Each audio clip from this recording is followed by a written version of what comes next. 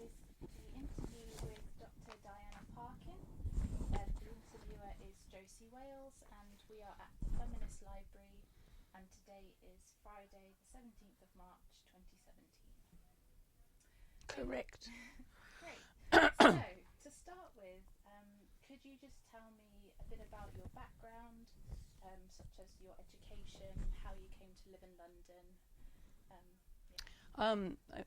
I'm a Londoner by birth. I went to a secondary modern school I failed the 11 plus. I went to a secondary modern school that had a grammar stream.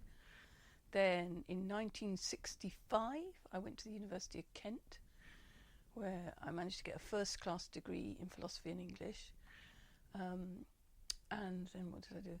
And then I did some graduate work, and then I got married and I had babies.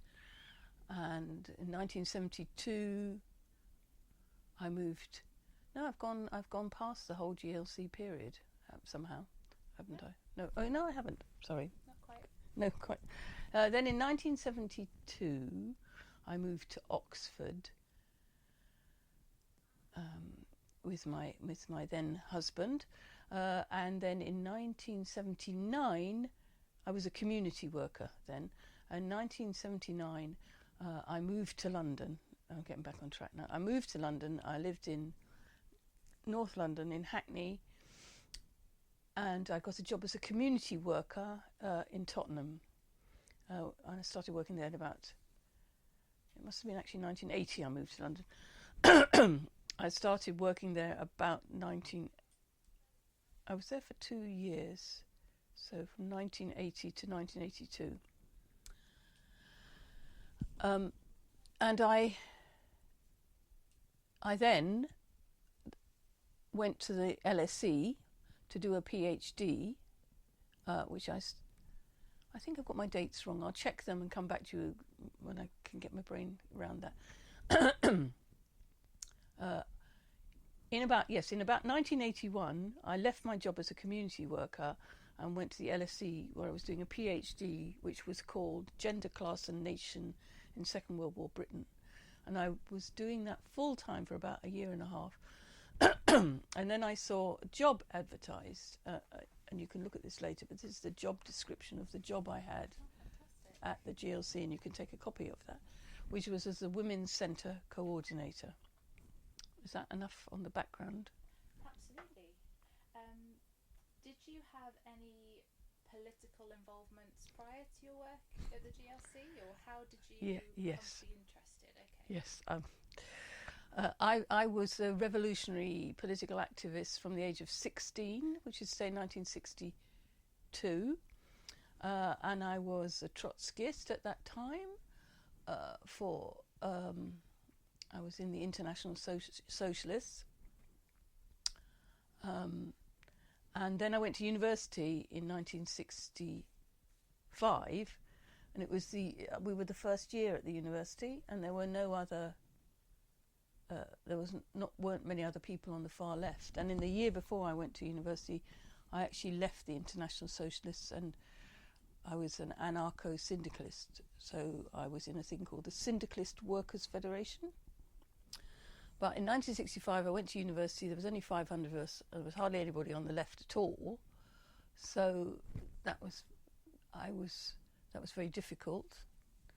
I'd go on demonstrations and things, but I wasn't politically active. The women's movement, very much. The women's movement had about started, and so I did go to consciousness raising group in Canterbury, and I remember The Female Eunuch being published and it having an amazing impact upon me. Prior to that, when I was at school, I read Simone de Beauvoir's Second Sex. So we didn't use the term feminist then, but that's what I was. I would say I supported women's liberation from about 1963. So I was already a political activist. But then after I graduated, I then got married and I had children. And then there was a period when I wasn't politically active till about 1972, where I had moved to Oxford and I rejoined the International Socialists. No, I'd rejoined the International Socialists at Canterbury, that's right, in 1970. In 1972, I moved to Oxford. And in 1974, I left the International Socialists to be part of the Workers' Socialist League, which is again a Trotskyist organisation.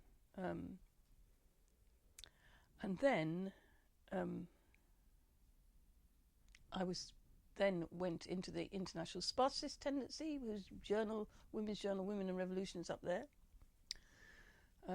And that's where I had left them by 1981, by the time I went to work at the GLC. And from the time I was working at the GLC, I saw my work as an equality practitioner, as I came later to describe it, as being the major way of expressing my politics rather than being in a group. God, that's a long taradiddle. Perfect. Okay, so you really felt like your work in the GLC very much, it tied in with your political beliefs? It would absolutely express my political beliefs. The Livingston administration at the GLC was an expression of my political beliefs. And in that respect, how do you feel that the GLC was perceived by the public then? How would you describe the political atmosphere more widely at the time? Well, at the time, society, as ever, was extremely, and Londoners were extremely polarised, because Margaret Thatcher made it very clear she was going to abolish the GLC. And I would say the majority of working class and oppressed peoples living in London were supporters of the GLC. It kind of had a very similar feel to the Brexit thing, but there would be other people who were bloody lefties, you know, giving money to lesbian creches. We don't want any of that. So there would be some of that, but the majority view of Londoners was in support of the GLC, particularly because of some of the wider things the GLC did that weren't about equality. Things like Fares Fair, which was about making sure that London transport, which was under the control of the GLC, that the fares were kept to a reasonable level, and various other initiatives were very widely supported by the general population. Okay.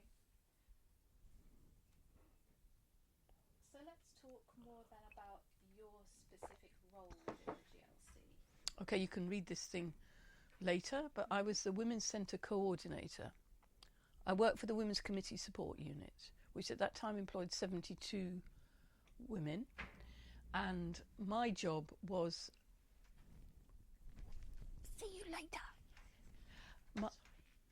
My job was to manage the buildings that were owned by the GLC, Women's Committee Support Unit.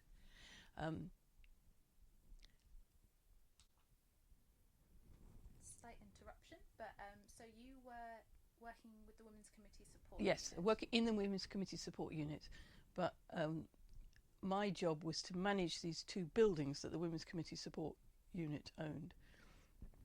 One was an existing building which is called Hungerford House, which is just on Hungerford Bridge, just above the Embankment Tube Station, which at that time housed two women's projects, a women's place, and what was then called the Women's Resource and Research something, which became the Feminist Library, where we are sitting today.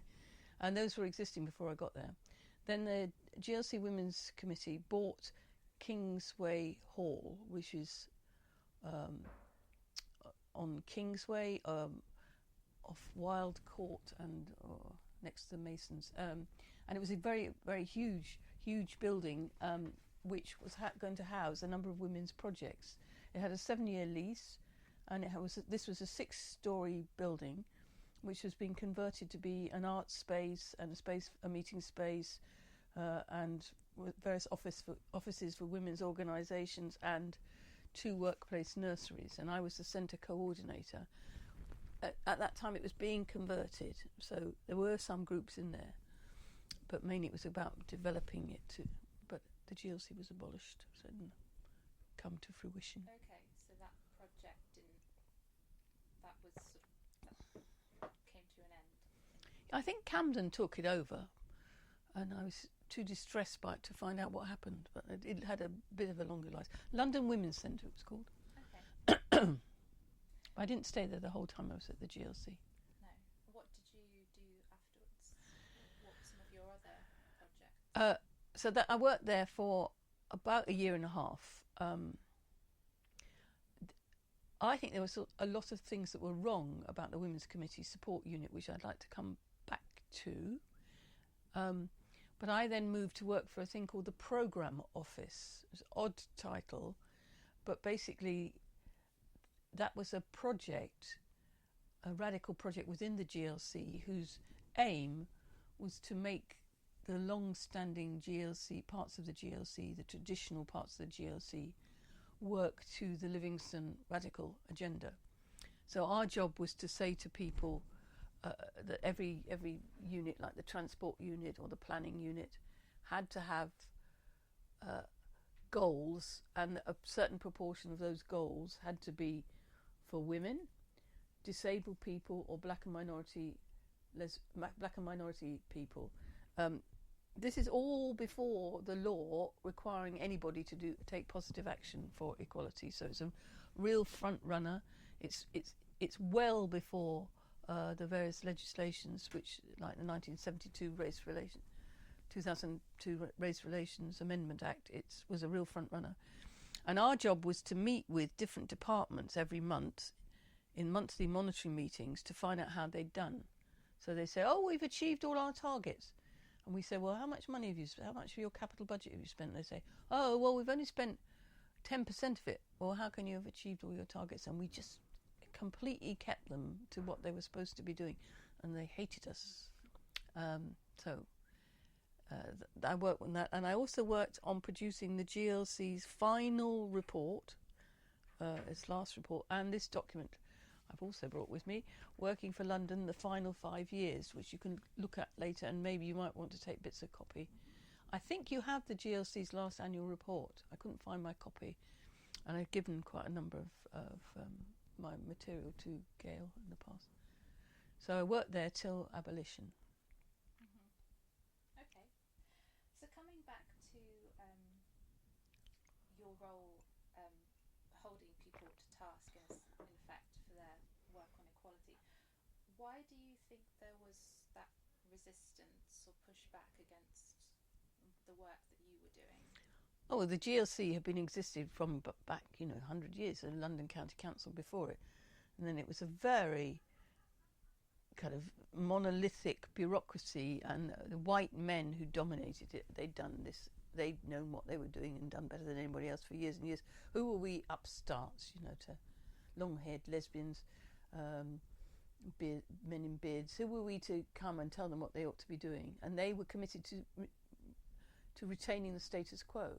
And Livingston's administration, it wasn't just him, but that administration was about changing the balance of power, so the GLC was acting for the people of London, particularly the oppressed people of London, working class, black and minority ethnic women, and so on and so on. And they didn't like it. And it made them have to do a lot of work. I'll give you one example, a concrete example. This workplace nursery that was in the London Women's Centre, can't remember what it's called. Anyway, it was actually quite dangerous for children to be in the same building as this, where the building was being converted, because, for example, builders were going up in lifts with buckets of hot tar, and they weren't supposed to be in the lift, but they did on occasion sneak in, and there were children in there. So that the men in the architects department who controlled the project said, oh, it's not dangerous, we're not safe, we'll have to close this nursery down. So there were working people who were dependent on having this, I think, about 40-place workplace nursery. So we said, well, you can't close it down. So we'll have to find another place to move it to. So I was charged with finding a place to move it to. And I had to work with people called the valuers. And they said, well, there isn't anywhere. There's some park that was far too far away. And then they said, well, and then there's the car parking outside the festival hall. Well, I said, well, what about that? I said, oh, no, we can't put that because the coaches park there for the festival hall concerts. And so we got this workplace nursery moved into a porter cabin on this old car park in the teeth of these opposition of these men, the people in charge of car parking and the other men. And in fact, I had to approach Livingston himself personally to get him to write to the head of the architects or the parking people who always say, you will agree to this. So we were working in this very peculiar kind of pincer way. There was Ken Livingstone, Valerie Wise and John Carr and the other politicians. And then there was this lump of middle managers who were being quite hostile. And then there was lots and lots of us radicals operating at the bottom. And we would sometimes, work together because quite a lot of us as political activists knew Ken. I didn't myself, but other people did, I'd been active with him on this, that and the other. Okay. So the resistance towards those kind of projects like obviously childcare, was that something that you felt was some kind of backlash or pushback against the wider women's movement, or did you see any connection between being a woman in the GLC and working with the Women's Committee and Equalities and the sort of wider political... Yeah, we were very much saw ourselves as working with the wider women's movement. So, for example, there were 3 organisations that did have offices inside Kingsway Hall, the London Women's Centre, even while it was being converted. One was the National Abortion Campaign, whose role remained, is evident from the title. And another one was an organisation called Women and Computers, and another organisation called Micro Sister, with a Y, who were working to promote women's issues in computing. And we saw what we were doing as very much as part of the women's movement. And so the Women's Committee Support Unit would have consultation meetings for women in London to set the programme or what the committee should be doing, and we as officers inside were working alongside that. And so certainly this was a sexist, racist, it would have been homophobic if it had kind of been conscious enough, but the gay and lesbian issues were very buried, and it was certainly antagonistic to disabled people to access issues and so on. So it was very much not just women's issues, but it was resistant to all of that.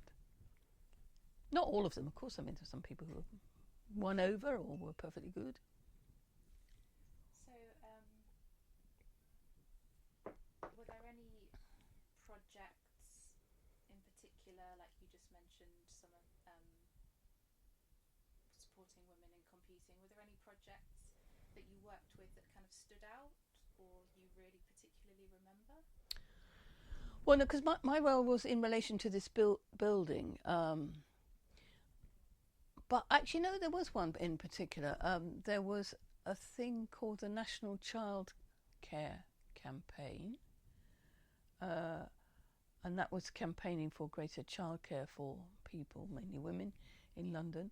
And there was another organisation which I knew more later, but I think it was based in the GLC, called New Ways to Work, which was promoting job sharing. Eventually I was on the management board of New Ways to Work. So, and the National Childcare Campaign was a very good project.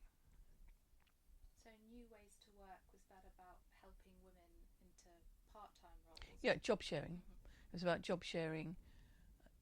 Job sharing was the key thing, but it's also about people being able to have shorter working, being able to not have to work a 40-hour week or not be able to work 40 weeks a year, and being able to have term time only contracts and those kind of things. And it was about saying why it was beneficial to organisations to have people job sharing even at senior level, because you've got, when one person was on holiday or off sick, the other person would be there, and also 2 people would be thinking about the thing overnight and come back in with solutions, and how it was much better for the organisation, as well as being particularly beneficial to women with children. Yeah, it was a good project. And I was just speaking to a friend last week who had to resign from a management position in a voluntary organisation in Bristol because they wouldn't let her job share. So it's the battle's not won. No, indeed. Okay, so you talked a little bit about the structure of the GLC, so that there was this sort of branch of managers who were quite difficult. Could you tell me a little bit about how decisions were made within the GLC? Yeah, for the benefit of the tape, but I'm sure you know this anyway. Being a local government organisation, decisions were taken by committee. So policy decisions would be taken by committee, and there would be subcommittees, and key people that time would be the chairs of the committee. But the officers would be working what we used to call working to the committee. So you'd produce a report for committee, which would go to the committee. So officers actually had quite a lot of influence because you would write the reports and you would structure how you saw it operating. Here is another example of a GLC report, which is actually on homelessness in London. But a lot of the time, how things were implemented or whether a report would come to committee this month or next month, the officers had a lot of say in that. The trade unions were also quite influential. At that time, it wasn't Unison. It was NALGO and NUPE, National Association of Local Government Officers, and the National Union of Public Employees. They were very influential, as was the Fire Brigades Union, because the Fire Brigade was run by the GLC. And I can say something about the Fire Brigade as well, if you like. Yeah, please do. Well, one example, I mean, this wasn't something I did myself personally, because I was running these buildings, but obviously I was interested in whole wider things. And I used to go to the committee, and I can remember very clearly going to a committee of the fire. Is it called the Fire Authority, or it was the Fire Committee anyway? And there was a discussion about the height restrictions for women, or rather for anybody. You had to be over 5'7" in order to be able to be a operational firefighter. I later did equalities work with the Fire Brigade in Bristol, so I kind of remembered this issue. And actually 80% of women at that time were under 5'7", so this was a really real piece of indirect discrimination. And I can remember them making the arguments at the committee, and one of the big arguments is about what's important is actually how much your chest expands rather than your height, and how you could have the relevant, because you've got to be able to breathe quite well to be a firefighter. But that when I was there at the GLC, that battle wasn't won. It wasn't won till some time later, and they reduced the height. But people also used to say that you'd be in the lift at the fire brigade had a separate building on Albert Embankment. And you'd be in the lift with, I'm actually 5'7.5". You'd be in the lift with men, firefighters, and you're thinking, they're shorter than me. And men were getting, because they could stand on their tiptoe and be measured as being above, but women, they wouldn't let women in. And there were only 6 black firefighters the whole of London. By the end of the GLC period, there were 100. It's really, really important change, that. So. Do you think that was a direct result of the work that the GLC Yeah, oh yeah, they in this thing, the GLC working for London the final 5 years, it talks about how again, remembering the law that you're working for, you're working with the 1976 Race Relations Act, which just says thou shalt not discriminate, doesn't say you have to positively do anything. So the GLC were absolute forerunners in setting targets for the recruitment of black and minority ethnic people into the fire brigade, and women into the fire brigade, and women into non-traditional trades, and women into senior management. So they would set targets, and they've got them in there, the targets that they set, and how they did. So and in our monthly monitoring meetings, we'd say, well, how many people have you recruited in the last period? And they'd say X, and what percent, say it was a senior level position, what percentage of those were women or black men, and then they would think, oh God, we better do something about it, or those awful people from the program office are going to come and nag us. So it worked. Are there any other examples you can think of where you saw a real change in the people that were being recruited into it? Oh yeah, a massive change. The actual employees of the GLC. I hadn't been there in the early days, but people who had been there in the early days, you go into the canteen. It's a very good canteen and they had different sort of little stands, and so they had kind of minority ethnic, as it were, food, different kinds of food, Caribbean food, curries and things. Which they said, well, in the olden days we never had that, and the head of the program office, who's called Reg Race, said when he went to work there, he said all the people working there used to come in after lunch with Harrods carrier bags, and he thought, that's no good. It shows that they were kind of Sloanes, upper class people. And he said, I don't think you're going to be very happy working here. And he persuaded them to leave. And so people of the wrong politics were persuaded to leave and did leave. And most people you met were really radical. Yeah, I was kind of seen as a middle of the roader because there were people on the very, very far left. Well, as you could gather from my history, I'm not a middle of the roader, but and there would be other things. I mean, there are other things in here, but not that I have had direct personal knowledge of. The grant giving function. There was a grants unit, as well as the Women's Committee Support Unit and the Ethnic Minority Unit, which gave massive amounts of grants, and they gave grant aid to amazing number of really good radical organisations throughout London to make a difference. And people used to say, well, what like leftist friend of mine outside local government would say, why are you doing this? And I'd say we're turning the stick, and we're shifting resources and power to outside this institution to enable people in communities and organisations to be able to more strongly fight for themselves, because we didn't think we were supposed to do it for people. We wanted to enable other people to struggle. I saw that much more when I was out after the GLC, when I was head of the women's unit in Ealing. I don't know if you know an organisation called Southall Black Sisters. Well, we in Ealing, we grant aided them, and that was all about, we were giving resources so they, as the community, could do things, and that's how we saw it. I saw it anyway. So you had a budget that you were allowed to use to provide these grants? Yes. How was it decided which organisations were given grants and how much? And Okay, well, there was a process. I'll talk about the Women's Committee Support Unit, but because there was a grants unit also separately, and even in the separate one, which is like the mainstream, they had to. There was a form you had to fill in, and it would say, how will your project benefit the interests of women, or black people, or older people? So you had to kind of say something, and if you put nothing, then they weren't likely to. You had to tick the boxes, and some people who weren't really doing anything for women or black people would be clever enough to think of something to say, but generally people who are kind of giving, for example, the arts and recreation grants used to go to English opera.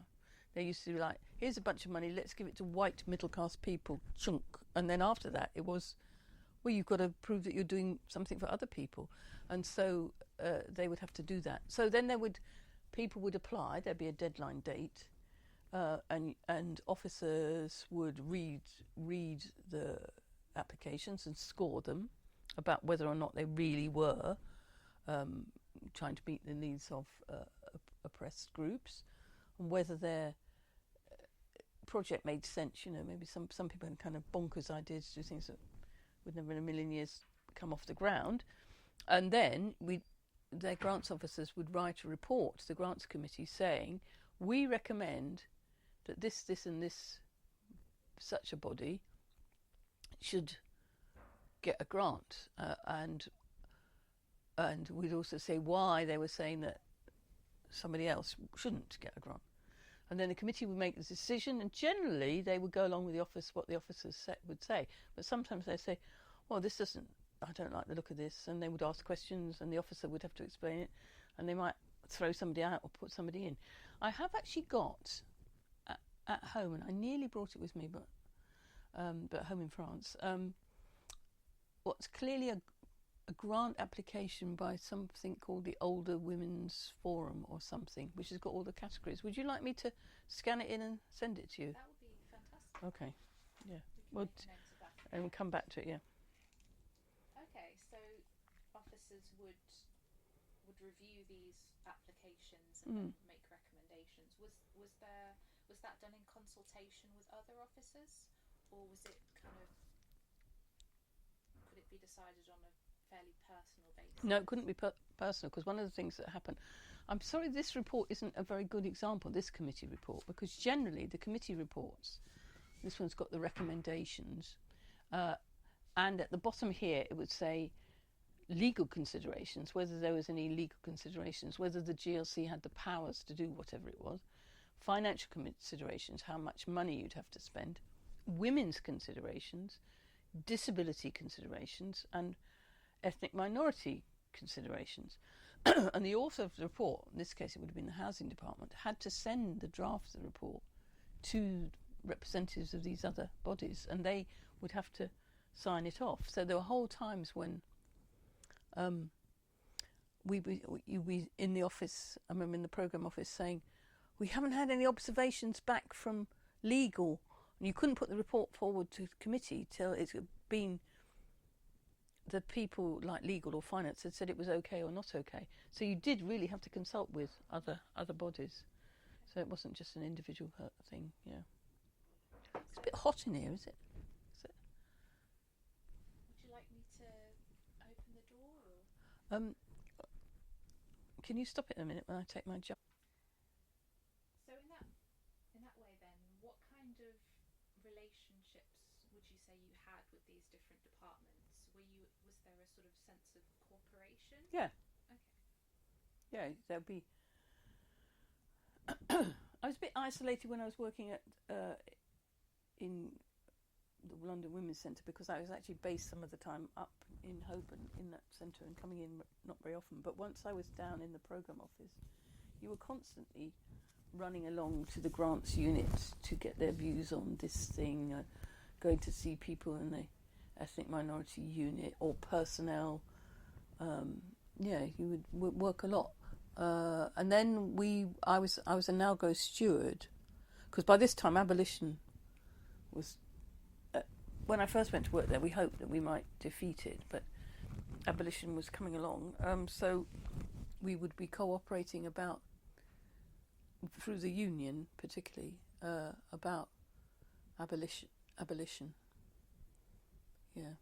I'm not saying there weren't tensions and things, but mainly we knew we were all rowing in the same team, and there was a very palpable enemy just across the water in Westminster, and we had a banner across the front of the GLC which was counting down the days to abolition, which they could see from Westminster. It was very, very dramatic.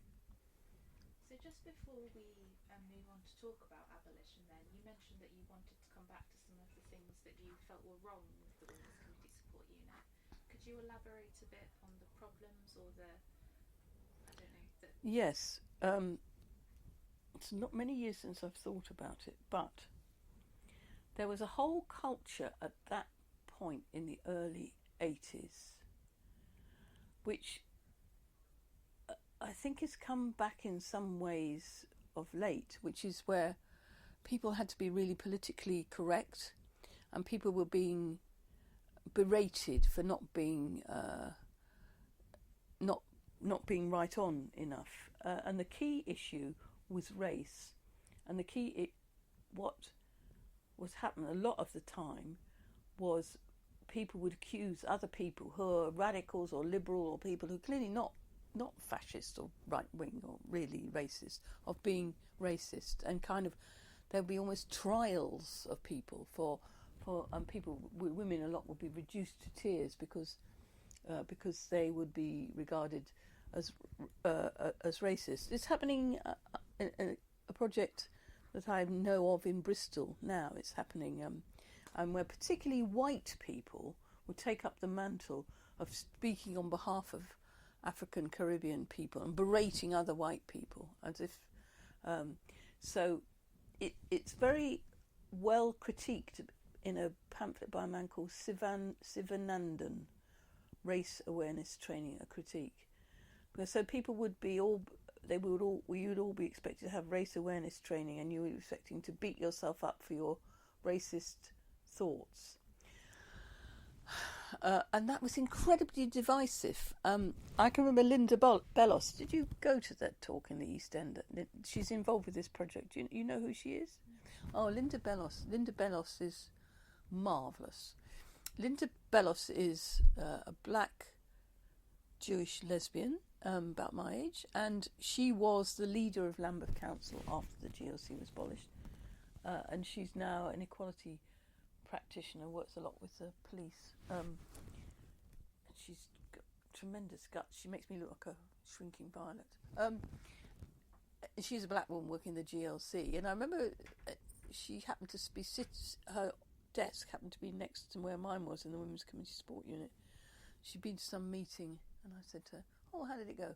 And she said, "Oh, it's the usual thing, get honky." So the whole drive was to attack the white women in the unit rather than attacking male power structures, and to disable white women by saying that they were racist. And this is Linda, a black woman, saying there was a appalling way of going on. And it was very... at the time, the structure of the Women's Committee Sport Unit, when it was set up, was stupid. There was one head who was called Louise Pankhurst, who was actually a descendant of A. Pankhurst, and there was no kind of teams or anything, and so she's supposed to manage these 72 women. So they then reorganised it and put it into teams, which was much more sensible. But people got very hostile to having managers in between them and the top of it, and it was incredibly divisive kind of atmosphere.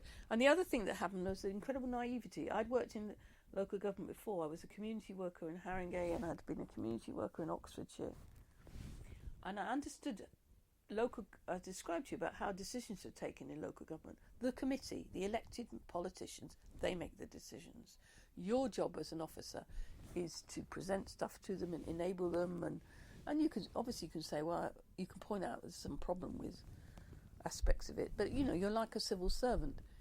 And a lot of the feminists working in the GLC thought that they ought to be able to determine the policy, even though they were only the paid help, if you see what I mean. And they didn't understand that they had to allow the politicians to make their own decisions. That was even more the case when I went to Ealing. There was a lot more of that.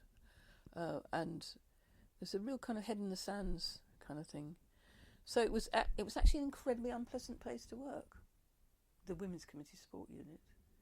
But the programme office was lovely. I mean, there were men and women, and a lot of gay men working there particularly. So that was a real pity, because one doesn't want to think this, that women will behave badly to one another, but it was the case. I actually wrote an article about it, this phenomenon, about 10 years later. The article's called Women's Units at a Time of Change, and I haven't got a copy of it anymore, but I think it was probably published by the University of Birmingham, because in LaGov, the Institute of Local Government Studies, and I went round and interviewed a number of women's units about this kind of phenomenon, about the women working in women's units thinking that there ought to be a collective and there oughtn't to be a hierarchy, and then being incredibly vicious to anyone who happened to have the misfortune to be appointed as the head of such a unit, because it's very difficult to have a collective inside a local government structure, because decisions need to be taken quite quickly. So And in your experience, that was a problem unique to the women's unit, or did you see it elsewhere in the GLC as well? That's interesting. I don't know the answer to that. I think in the race unit there will be different tensions, but I think this one, it was to do with the feminist notion that we ought all to be a collective, and the personal is political, and we ought all to be able to make all the decisions ourselves, and there ought to be no hierarchy, which I don't think that kind of line of thinking would resonate with race practitioners or disability practitioners, but you'd have to ask some of the disabled. Hope some of the disabled people who work there are getting interviewed. Okay, so would you like to go on to talk about abolition then? What are your particular memories of that period coming up to abolition? I mean, you said there was a countdown and everyone knew it was coming. How did things change during that period? It's quite interesting. I actually started to keep a diary in about the October before that, and I was thinking I ought to bring it with me. But I think I'm going to type up what I wrote in, and I can send it to you. It's not. It turns out to be only about 5 entries, but they're long entries. So I reread it the other day, and it was incredibly difficult because there's this clock ticking, and one of the things in our office we were doing. We were trying to see that we could get as much of the GLC resources as we could out to community groups or to other London boroughs before the midnight hour. But it was very difficult to do that because people that you needed, like I said about how legal or finance had to give you observations on your report, they would be leaving, and you'd ring up and say, "Can I speak to so-and-so?" No, they've left. Well, who's taken over? Well, no one, So it's like trying to bail out a sinking ship, and half the bailers have gone. So it was incredibly stressful, and it also led to people were so stressed they would then kind of start attacking one another, not physically, but and also there was a whole lot of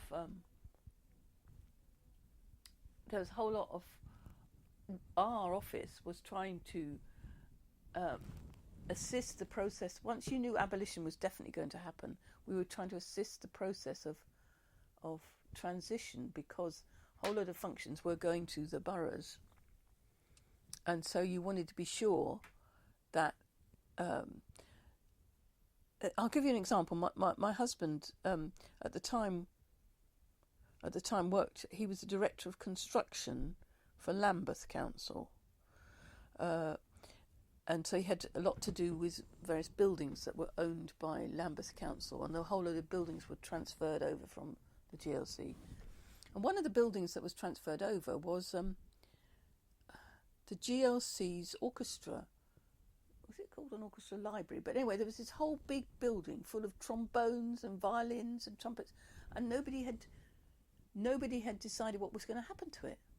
And there was no place for it to go, and so he said, "Well, I think Lambeth should take it." And here's the kind of building maintenance division takes over responsibility for this orchestra because he could see it was really important. And there'd be things like that would be where you didn't know what was going to happen to really various kind of crucial functions. I have got the documents which I can send you. Things like about plans for London's flooding. Who's going to take responsibility for that? And there was a wonderful diagram which was the GLC of a block like that. It was a bit really like Brexit, This is what runs things now, and then this where all the things have gone, and there's thick lines going out, masses of lines going out to umpteen organisations, and people wouldn't know what was going where, and so that was incredibly stressful if you were working to try to make sure, that London wouldn't flood because somebody was taking over responsibility on the day after abolition for whatever they had to do. And at the same time as you're doing that, there'll be other very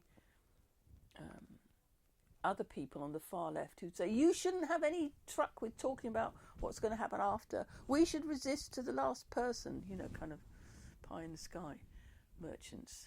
So it was very exciting, but terribly stressful and distressing. I do want to say something about the miners' strike at some point, because this is all, I've written down miners, so we can come back to that. This is all, it was not alone as a thing, because there was the Thatcher government's attack on the miners, on the GLC, an attack on various local authorities who might not have set a rate, and they would be charged with illegality because they hadn't set a rate. And there's a whole load of other battles going on, so it wasn't alone. So you felt very embattled, but also terribly excited, because you're trying to prevent it being. Once we couldn't any longer prevent it. I mean, we did a lot of stuff. It was again very similar to now. Very similar stuff about working with the House of Lords on amendments to the thing called the paving bill, which was going to abolish it. So you're working. People were going to see various members of the House of Lords, which at that time seemed even more bizarre than it does now, trying to rescue things. And then also other things, like I was involved, because I was involved in the building thing earlier, designing leases. So this building and Kingsway Hall, the London Women's Centre, we worked Michael Mansfield, who's a really good progressive barrister, was working to have leases which could extend it as long as possible. So it was all of that was going on. Okay, so you said previously that initially you had hoped to prevent abolition, or to how did you what kind of steps were taken in the effort to resist? Well, there would be lots of demonstrations, and this poster outside the front, and petitions, I'm sure. And then there was quite a bit of one question about whether or not it could be not go through Parliament, the abolition bill. I don't remember the detail, but certainly, again, this thing about hoping for the Lords, and there would be small things that at committee stage, some small thing would be gained and solved, but I don't know that much about that bit. Okay. Should we talk about the miners' strike? Yes, the miners' strike from spring 84 to spring 85, and the GLC became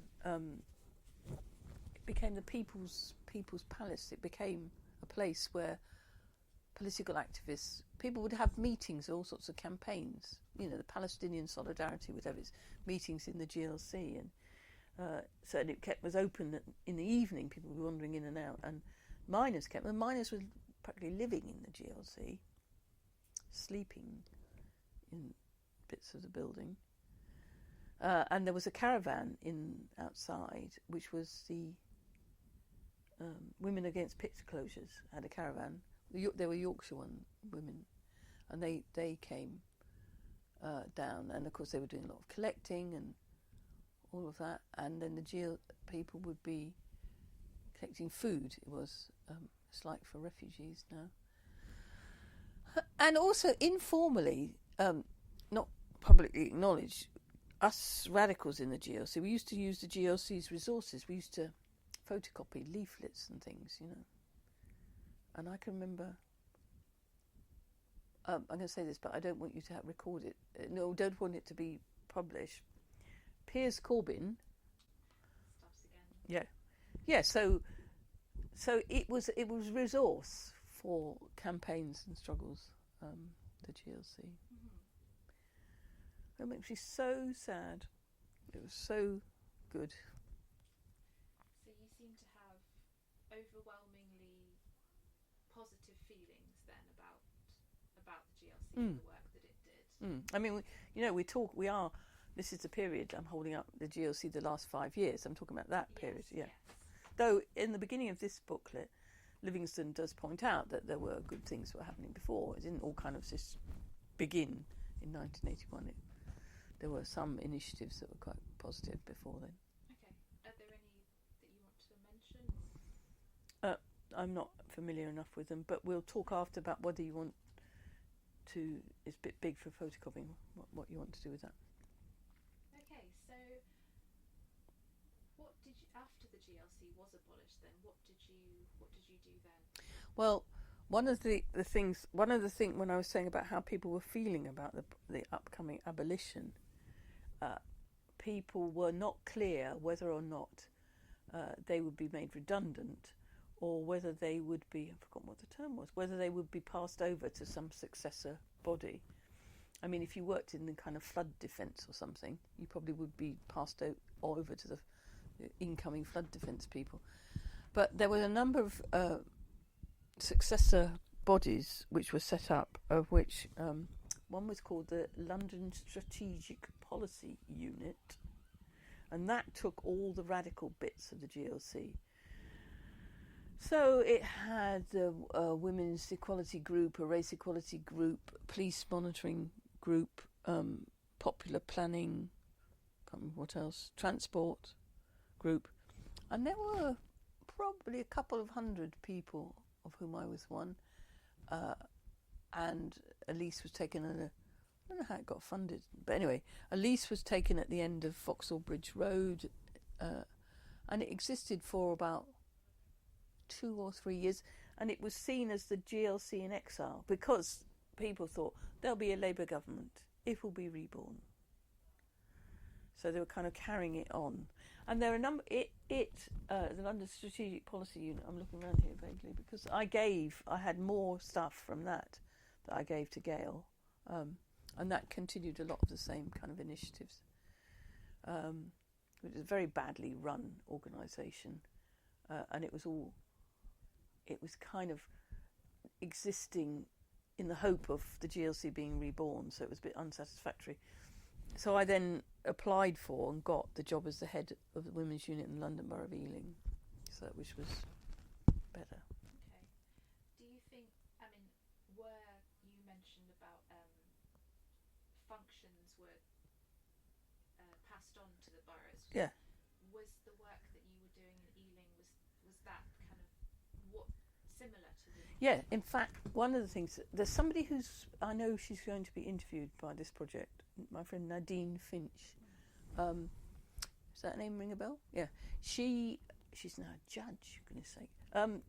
She came to work she worked in the police monitoring unit at London Strategic Policy Unit, LSPU, and then she also came to work in Ealing. She actually worked for me in the women's unit in Ealing, and she had been very active in a project called London Irish Women, and in the end, a report that she'd begun work on in the GLC and done a bit of, I think she began in the GLC. No, she wouldn't have done probably. No, she probably ran it in LSPU, the successor body. I mean, LSPU was child of GLC. It was just a GLC kind of baby. Anyway, so she began that work there, because in the GLC she'd been in the programme office, so she wouldn't have been working on that. And it was published by Ealing, so it transferred over. And there were a whole load of other things. Well, it was mainly that we were informed by the ethos.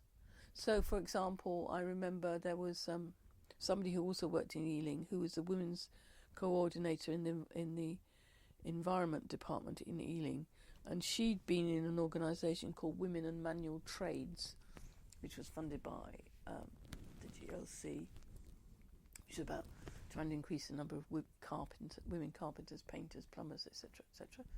So she'd been doing that in the voluntary sector, but funded by the GLC, and then she came to work in Ealing and brought that kind of stuff there. So I'm working in a department that did building maintenance. So the kind of ethos is followed through, and it would have been true.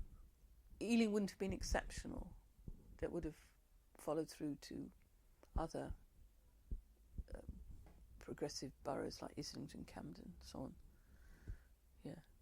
Okay, so the relationships, the working relationships that were formed within the GLC, people were able to continue. Yeah. Okay. Yeah. don't know how long. I kind of, after a while, you kind of, oh no, it's never going to come back. Kind of petered out after probably 10 years or something. As long as that, okay. Oh yeah, but then also, I don't know if you're going to ask this, but also I think, this is a wider point, I think that the Race Relations Amendment Act and the positive duty to promote race equality, and then the Disability Discrimination Act and the positive duties to promote disability equality, and similarly the women's stuff, that is an ethos that was very much fed by the GLC, and a lot of the people working on those kind of things would be either worked in the GLC or be influenced by the GLC. So then much later, I was again abolished. Victoria's abolished me twice. I was abolished in Ealing. I then became an independent equalities consultant in 1990 and did that for 20 years, working particularly in the last bit around using the law, the equality duties law. And I felt I'm doing the same thing, keeping on doing the same thing. And then I went to work as an equality practitioner for Avon Fire and Rescue Service in Bristol. And again, there was a whole lot of stuff that was just a tradition that was carrying on. I mean, my daughter got ill and died, and then so I stopped working. So I don't know to what extent that's true now of people, but I know of people whom I've known in the equalities field down the years would probably feel that there was a continuity, but which a continuity which then had this positive uplift with the Labour government and the positive equality duties, and then of course we're all smacked down again. But then we were smacked down in 1986, and you always have to be optimistic. Something will happen and things will get better. Blah blah blah. So for you personally, then you feel the legacy of the GLC was continued in your own work. Yeah. Are there any other ways, and we can speak much broadly now, talking about London as a whole and different communities in London, are there any other ways which you saw that work being carried on, or which you can see the impact still today, perhaps? Well, I left, after I was abolished in Ealing, I left London and went to live in Derbyshire, and then I lived in Devon, and then both those were rural, and then I lived in Bristol. So I'm not living in London anymore, so it's hard for me to see that. That's fair enough. I mean, in Bristol at the Avon Fire and Rescue Service, I consciously referred back to work that I'd done in the GLC with the fire brigade, and with things that had been tried there. And at the GLC we did this, and that was, I was there until about 4 years ago, so, and only for about 3 years, so it's a long time. Okay. And were people aware then of the GLC in areas outside of London? In somewhere like Bristol, kind of very urban. But when I was an equality consultant, I was going all around the country, like going to Kirklees in Yorkshire, and people working. Like, I might have a client who might be the equality officer who was asking me in to help them do something or run some training. They would be aware of it. I don't know the average chief officer in Kirklees Council or Walsall would particularly, but. So, yeah, I mean, today, part of the reason for this project is to revive, talking about the GLC. Many people in my generation have never even heard of it.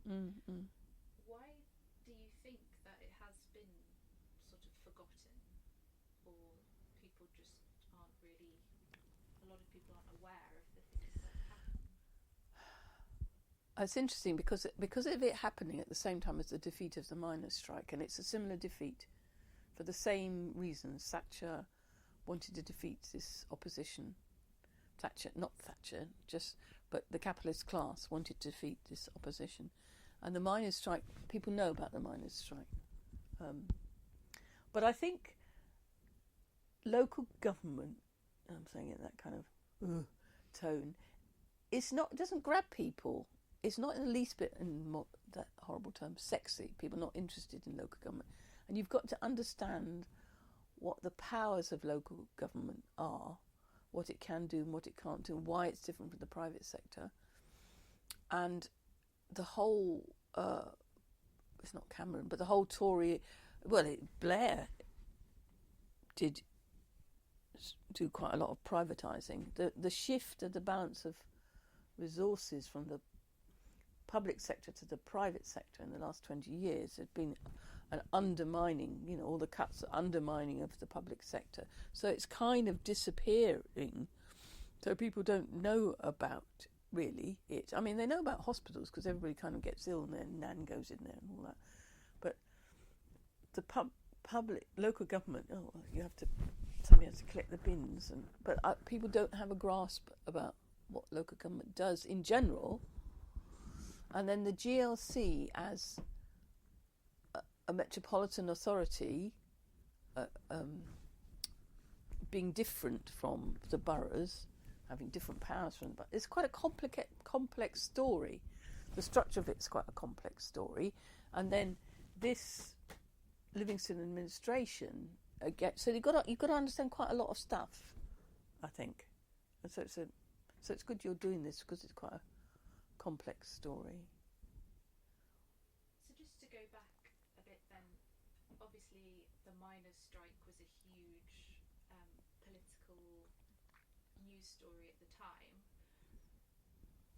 and obviously the abolition of the GLC was very significant for you. What kind of sense did you get at the time that Londoners or other people that would be affected, was there any resistance outside of the organisation itself to its abolition that you can remember? Well, there'd be demonstrations and trade unionists would come on them, but there weren't riots in the street or anything. I can't remember. So it can't have been very marvellous, otherwise I would have remembered. Yes, I suppose if the functions were being spread out, perhaps people were, reassured that... Well, except then things like, one of the things, the Fares Fair, which was about capping tube and bus fares, the fares started to rise, and people then got distressed about that, and it's a bit like now how people get distressed about something which is the consequence of Brexit, but they may have voted Leave. It's a bit, people who voted Tory, they're minding because the fare's gone up on the tubes. Yeah. So you have made quite a few comparisons then to Brexit. What do you think that we can learn from the work of the GLC that is relevant today? I think I'm going to actually look in. I seem to remember something I read in here as I was reading it on the train, which is Working for London, the final 5 years. And I think it's something that Ken Livingstone said. Right, he says that during the past 6 years, the GLC has introduced some of the most innovatory policies in local government. Because we have two reasons: because of the strategic function of the council to deal with London as a whole, and because of the financial and staffing resources which the GLC enjoyed. Both of these factors allowed the council to take initiatives which other public authorities could not do. For example, the construction of the Thames Barrier, or the creation of an 82 million grant budget for the voluntary sector. And then he talks about establishing the first women's committee in British local government, the creation of the Ethnic Minority Committee. And he says, "I like to express the hope that local authorities other successor bodies and the people of London will be able to use this book as a reference point for their own activities. So I think it's important to know the kind of things that the GLC did and to use it as exemplars of what could be done. I mean, I'm that cynical kind of grunt there. It's because, I mean, I think the scale of the defeat of the Radical Project is very immense, and it keeps on getting worse. But on the other hand, just people keep on not lying down. I mean, just take an example, the Women's March against Trump. You think, that's it, they've utterly smashed us, we're done for, we've got this complete shithead as a president, but people just keep on. And I've always thought that one of the jobs of an elderly lefty is to carry a candle through a dark time and give examples of how things were possible, what people can do, in order that people of your generation and those to come will take it up. Oh, well, they did that, you know. And that's why history is important, isn't it? That you're carrying on the lessons of good things from the past. Absolutely. I mean, that's quite a nice place to end. Yeah, it does sound like I was doing a deliberate kind of finishing off. But is there anything else that you would like to talk about that we haven't covered? I think I want to just say a bit briefly about the building. And you know, it is the old county hall, and where there's now the London Aquarium and a swanky hotel. But the outside, of course, because of listed building and all that, it looks entirely the same. And I went to the London Aquarium with my grandchildren, and it had still got, I don't know whether it's part of the listedness, it had this amazing parky floor. Polished wood, long corridors of polished wood, and it was just huge. It was so big when you went in there, and it was just such an impressive, huge, big building. And the fact that you went in there, and then all along the walls there would be posters, and not in a kind of scruffy kind of way, but inside glass with political stuff in. It was our place. And at the same time as a building, the other building next door practically was, of course, the Festival Hall, because the GLC, I've forgotten till I read this, was responsible for opening up the Festival Hall. You used just to have concerts in the evening. It's hard to imagine. I mean, I did go there in the 50s and to concerts. You know, all that buzz inside the Festival Hall foyer, that was due to the GLC. And so it just made a great difference. Yeah, I mean, that's one thing that I was really interested to learn about, because I go to the Royal Festival Hall a lot, and you know, there's so many events there, and it's such a great place where you feel like you can, you know, just go freely. It's a really great community space. Yes, and it wasn't like that before. Definitely, I can remember it not being, if you see what I mean. Memories? Or? No, I think we need to look at some of these bits of paper and decide what you want to do about them.